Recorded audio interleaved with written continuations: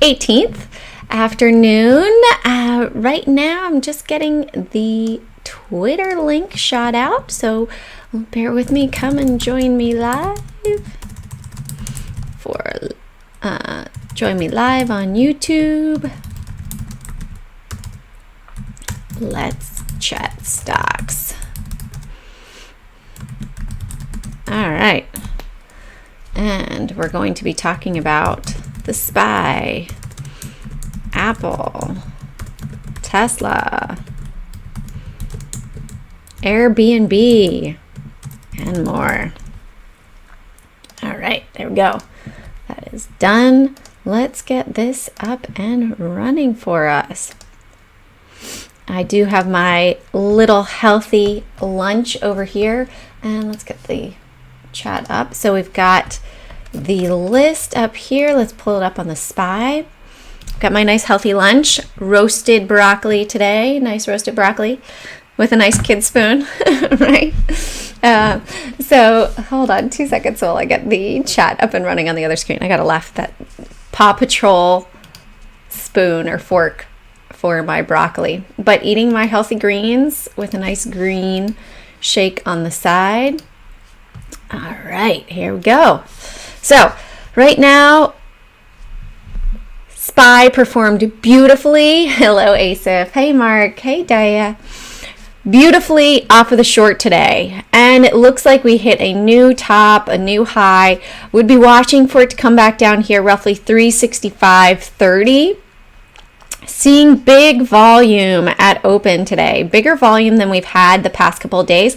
So definitely taking note of that as well. Also the dividend on the SPY, it is lower. Let's see, what is the dividend? $1.58. So they did adjust the opening price to show a little bit lower. We opened lower. Naturally, that was expected with the dividend coming out today.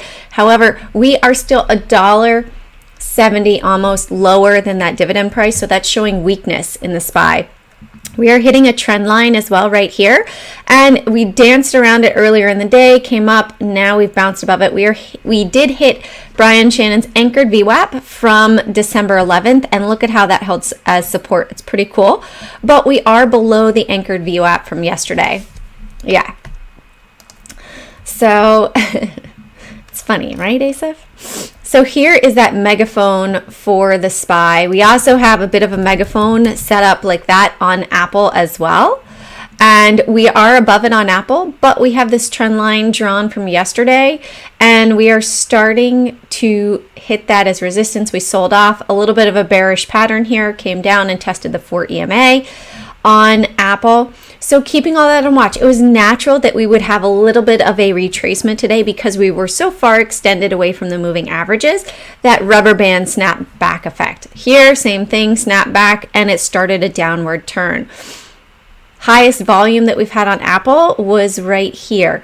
I did note that there was larger volume at open on Apple today, so that was quite interesting, right at 129. So watching that 129 level fairly strong because it was a larger than normal open, 13 million at open, and really that's not an average volume for Apple at open. So I do check all that out. Higher than expected. Hey, we're in a bit of consolidation down here. Are we going to bounce or drop down further? Remember, this afternoon we do have the bank stress test. So if you guys are curious, the federalreserve.gov news events calendar will show you what's happening. And today at 4:15, the assets and liabilities of commercial banks. This could be really influential as well for the bank sector today. So keep that. Yes, it is, Mark. Throwing those fibs on. Nice. So that's going to likely lead to some extremes. So watching all of that and watching, let's look at XLF, the bank ETF as well. Looking at it, we did have a bit of that distribution potentially up here. Nothing yet. We're still going sideways. So my trade is going to be when it breaks below 127.80 or above 29 with a confirmed high volume day, right? We had big volume right here and we went up from that. Big volume over here, went sideways for a little bit. This was definitely consolidation down here, and then it came to the upside. Came back and tested it, bounced. Tested it and bounced, and then gapped up, boom, up here. Is this going to be a disbursement, or it's simply a 1 consolidation, 2 bigger move to the upside? Remember, we do have the Fed that is really propping the market up, buying back all those federally backed securities. However, today is also big with the stimulus bill. Are they going to be giving money back to the people in order to allow them to pay their rent and mortgage come December 31st or January 1st when those mortgage moratoriums were put on hold? Let's also look at XRE, real estate ETF, because that's going to be interesting as well. Hello, Hanak. Hello, Financial Freedom. So this looks like we might be setting up for a distribution pattern here as well, hanging around my all-time favorite of the 425 exponential moving average right there. So I would be watching this again to see, are we going to break above 1680 or break down below 1630? If we break down below 1630, we might be coming back down here, back to that 14 area. Remember that, look at how we had a big consolidation, boom. It didn't have a big move, but when it did, it moved quickly, right? That would take it to the bottom of the 111 gap fill, stinky stonks. Are you talking about Apple, Mark? Are you talking, that's the only one I can think of that you're talking about that would have the 111. Are you talking about over here? Down here? To 111? Yeah, okay. You got to be specific when you're talking about something in the chat. Yeah, we'll look at Penn. So for today's watch list, thank you, Mark. You kind of threw me off as well on Twitter. You're like, your room, because I don't have a room. I was like, are you talking about the training pit? Or are you talking about my watch list? So here's today's watch list, guys. Tesla as potential long. There was a nice long trade up to 684. We got to look at that chart. Remember, November 17th, what target did I give you? You guys are going to have your mind blown. I had my mind blown. I was doing a one-on-one training this morning, so I missed my exit opportunity up at the top, but that's okay. Still nice profit on the shares that I have. And then we have Fubu, Macy's, Airbnb, lower float with 29, and HCAC. I did trade these two as well today. Locked nice profit on both of them. Microsoft, BHP. Microsoft had the hacking issue that came up. BHP, American Airlines, FedEx, and Comcast. All right, so let's go and look at those really quickly. We shouldn't have any issues with the price levels today. Let's start off with Tesla. So Tesla, let's look at it on a 45-minute chart. And you see, oh, the text isn't there, but target from breakout on 11/17. Yes, I'll add that, Nicholas, with S&P News. Remember, guys, I gave it a 684 target, right? Do you guys remember that? What was the price? 684.75 cents. Not too bad, not too shabby, right? 75 cents off back on November 17th. After my training, I went to check it and see what was going on. I was like, oh my goodness, wow. That's just using technical analysis and measurements and breakout points. Interesting, cool spike. Did you guys just see that? That was cool. Maybe there was some selling that happened up there because of this being added into the S&P 500. So again, check out where that volume is. Volume was up at the top of the day today. So potentially some people, much like with the Tesla run up and the Apple run up, that, maybe they're riding just that run up until it actually gets put in. So they ride the run, and then when it actually happens, they get out just before it happens. Sometimes like people do that for earnings. That could be the case today for Tesla, but still a nice run up. I did talk about it yesterday with Angela Miles on Business AM about how I like it to the upside using 600 as my stop. Yesterday, obviously, it was trading roughly 640, so that would have been a $40 stop. Still have a bigger target up to roughly 740 up here as a resistance. So came back down, looking for this upward trend to continue. Might come back down to roughly 635 and then shoot up higher to 740. All right, Fubo. So Fubo had a nice trade to the upside today as well. Let me just put it so we have them side by side. That way you guys can see it. All right, let's do the 15-minute over here and 24-hour on the left. There we go. Better. All right, so today had a nice break above 37.80. Nice run up, almost $1, roughly 3% up right in the beginning of the day, first 30 minutes, and then pulled back down. Still had another trading opportunity with a lower high at 38.70. Macy's, Nicholas, I would have to see where it closes end of day. I couldn't really tell you that now, but in my opinion, I think it's likely going to head up to 740 before we see another big consolidation pullback down. A lot of large money hedge funds are adding it to their positions. Could be some big money buying going into it. They might buy it on Monday as well, so that might drive the price up. All right, Macy's looks like a head and shoulders potential setup here with a support roughly, or neckline roughly 1030. Did have a nice move to the upside above 1080, just about 10 cents. Not sure why it's not showing up on this side, but it had a small trade to the upside and a little trade to the downside as well, with a breakdown below 1060, so 16 cents.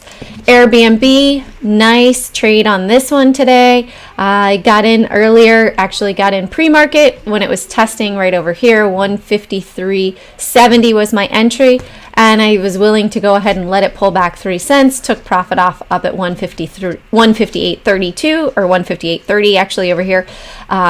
And then continue to the downside. Bounced right here, found a support area roughly 151, and now it's in that upward motion. So would look for that secondary test of the 158 level. But it does look like it has a nice move to it here, and it is lower float with 25 million in the float. So it could really have legs to run, much like AutoZone. AutoZone is a low float, very high price stock as well. HCAC, Hennessy Capital Acquisitions. You guys can see I had my fib levels on here. Rocked this one as well for a trade. Got in early pre-market. Oops, I just got rid of my bullish above level. Got in earlier pre-market, saw it bouncing. I got in just above $19 here, and then was able, actually I got in at 1883 when it was right here, and then rode it to the upside. Apxt. All right, let's add these on because I'm getting ahead of myself. XPEV and Apxt.